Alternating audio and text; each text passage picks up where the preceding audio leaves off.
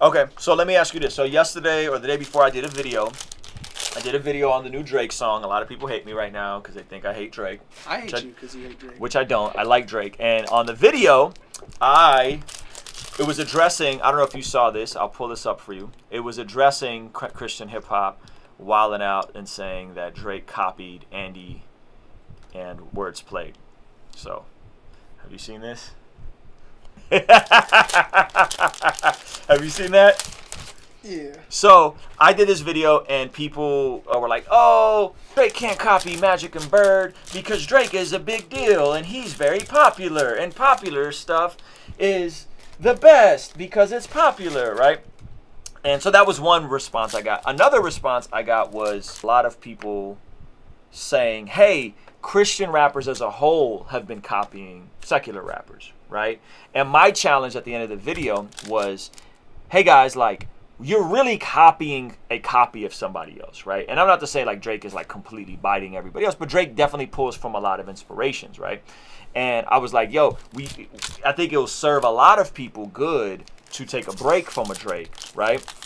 To find their own voice, find their own sound, find their own melodies. My issue isn't with Drake taking inspiration from Words Played and Andy Mineo. My issue is, the deeper issue is, we are supporting a man who's in his mid-30s. Yeah. Drake is a year younger than me, or maybe 2 years younger than me. Yeah. Who is talking about, in the chorus of the song, he is talking about... I did a half, she did a whole thing. Slow down. He's talking about popping pills. 34-year-old man, talking about popping pills, talking about getting blackout drunk. And the Christian community, by and large, will eat it up. So let me ask you this. First question is, why do you think that is? You made a point earlier offline that I thought was interesting, which you were basically saying like you think a lot of us just aren't even listening to the lyrics. Yeah. You want to expand on that? I mean, he pointed that out. I was like, yo, I'll put it like this. I listened to that song yesterday alone probably about 11 times. Jeez. Right now, I cannot tell you what that song is about. I cannot tell you what that song is about. Now, I like the song. Yeah, it's a catchy tune. It's fan. You know, I like Drake. Yep. I don't know what it's about. So I think that's a point. And I was talking with Andy about that too. He was like, I was talking about the kid Leroy. He was like, yeah, man, like he's dope, but he's like, there's a lot of stuff that people are talking about nowadays. It's like I can't get behind. Yep. And then he said that, and I realized, man, I have no idea what his content is. I don't know. You know what I'm saying? Like that's interesting that I've been listening to Leroy for like a month, 2 months now, and like I know he be talking about girls, and that's the extent. But I feel like even that's true to the point where like even now in our space, right, in our like circle, as small as it is, it's like people will write songs where it's like you just have no idea what the song is about. I don't know.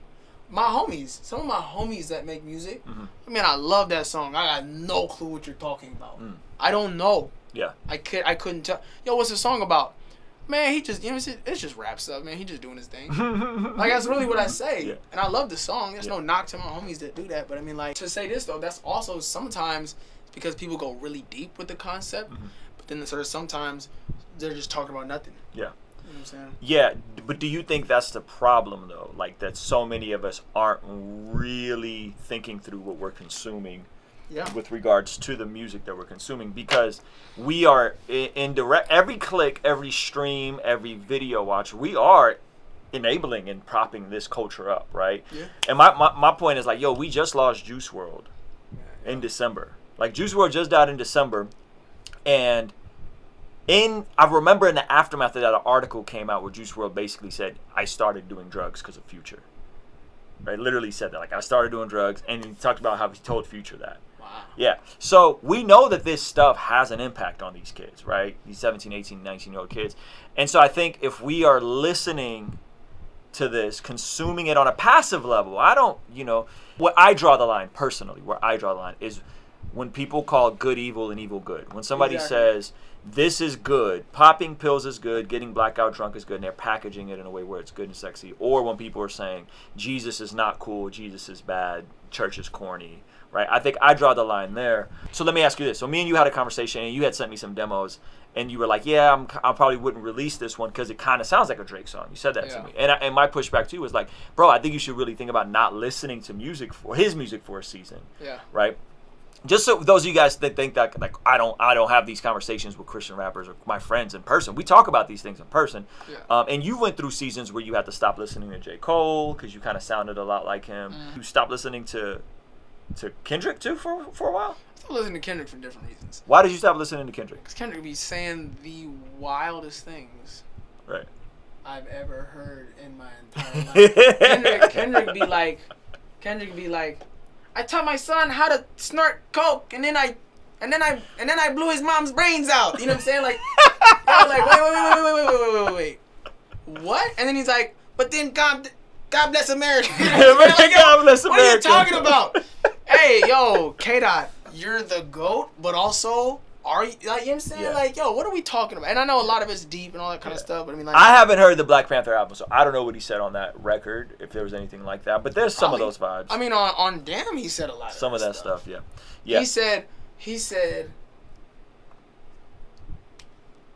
I'll blow his brains out, throw the blower in his lap, and walk myself to the court like I did that.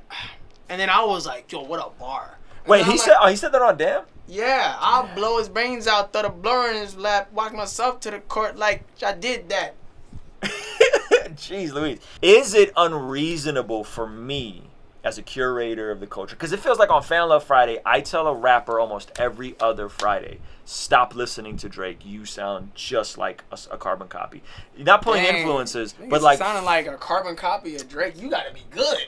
Well, not that good, not as good, but still just like complete. So a watered down bootleg. A watered down, non-cussing Christian Drake. Oh no. Do you think it's unreasonable for Christian rappers to say, hey, I'm gonna take a break from listening to some of this stuff? Because one, I'm endorsing it with my clicks, right? And then two, I'm also pulling from these inspirations that isn't helping me be myself and find my own sound. I mean, nah, it's not unreasonable. I mean, like, I think that's the thing. I mean, right now, so look, I'll tell you this. So some of my favorite artists are Drake, Cole, Kendrick, even like people like Bellion, Andy. I'm not listening to none of them right now, and I haven't been.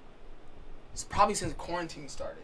Except the Drake song you listened to 11 times yesterday. Because it was new, and I was like, fantastic. There we go. You know what I'm saying? Like, when they drop something, like, I'm listening. I'll listen to it. Yeah. But I'm not, like, when I get in the car, I'm not bumping Drake anymore. Yeah. If I get in the car, I'm not bumping Cole, Kendrick, even Andy or John, just because, I mean, those are my and Kanye, like, those are my go-tos. Yeah. But I don't want to be in a space where people are like, oh, man, like, yo, this is, like, a lot like this person. You know what I'm saying? Because that happens. I used to, this is literally how I used to rap. I used to be like, I'm going to give y'all a snippet of one of the first verses I ever wrote. Oh, snap. It's exclusive. And I'm going to rap it exactly how I rapped it. All right. Let's get it. I've been benched for the longest time, wrote for the illest rhymes, just for the illest rhymes. You Baby Cole. Baby Cole. You're Baby Cole. And everyone would say, yo, bro, you're dope. You sound like a young J. Cole. And I would be like, oh, man. Dang. And then I'm like, yo, I gotta stop doing that. Now that's my voice. Yeah. But I'm putting extra on it because I'm rapping a certain way. That's what I listen to. Yeah, you're mimicking. It's not just your tone sounds similar. You're mimicking the inflections. You're mimicking the whole vibe of the actual rapper. Exactly. Excuse me, allow me to introduce myself. You know what I'm saying? Like it's all you're doing the whole thing. Like it was also like it's pushing my voice too to the point where I'm doing that. But then now I'm in a place where it's tough because I do a lot of melodic stuff, and Drake does a lot of that stuff. So I haven't been listening to Drake, and yet because I do a lot of melodic stuff, I gotta find a new way to do that, to where it's not gonna sound nothing like Drake. Yeah.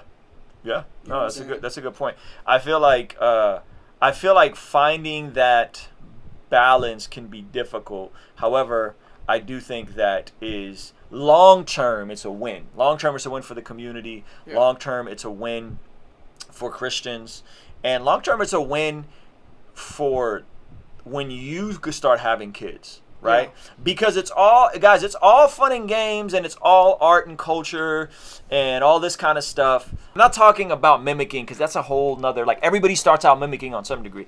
I'm talking about going back to it. I'm talking about endorsing music that completely promotes and celebrates debauchery, right? Yeah. Celebrates pill popping, because it's all fun and games until your 13-year-old niece is walking around rapping Mask Off. Yeah. It's all fun and games until your little brother wants to start experimenting with drugs because he heard this record, right? When this stuff becomes so normalized.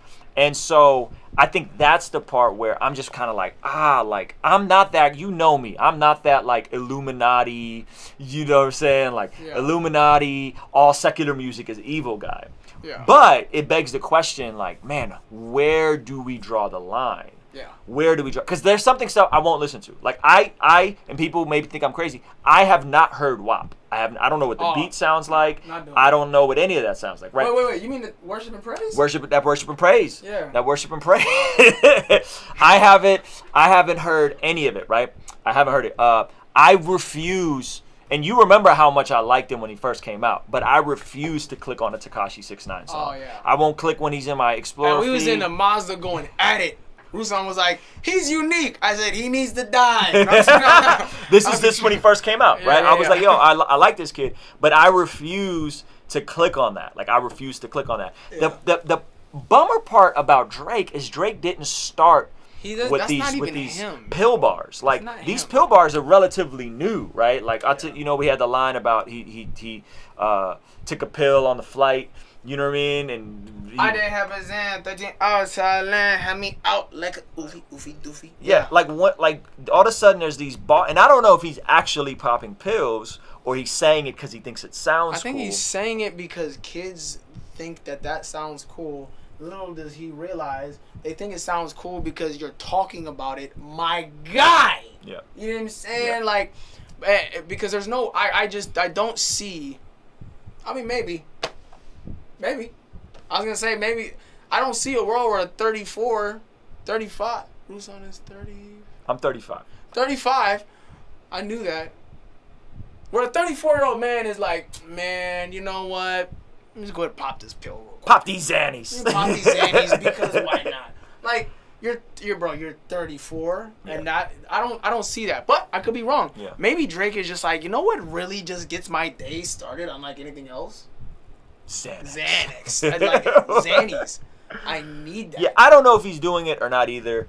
I'm disappointed because his music wasn't this in the beginning. Yeah. If we look at and I'm not saying Drake came out as this like angel, but he came out introspective, he came out emotional, vulnerable. He came out a lot like Kanye came out. And what made Kanye unique was that he wasn't glorifying murder like every other mainstream rapper. He wasn't glorifying all these wild things. He would have these like kind of misogynistic lines in a lot of his music and songs, but it was way different than everything else. And then when Drake came out as like the sweet guy with the cardigan sweater on. You're the best I ever had, right? Like very like nice guy. And now it's, man, you just pop pills. Shout out to Ray Rock. Ray Rock, I appreciate you tuning in. He said when you that rich and spiritually poor, you might get into that. That's a good point. That's a good point.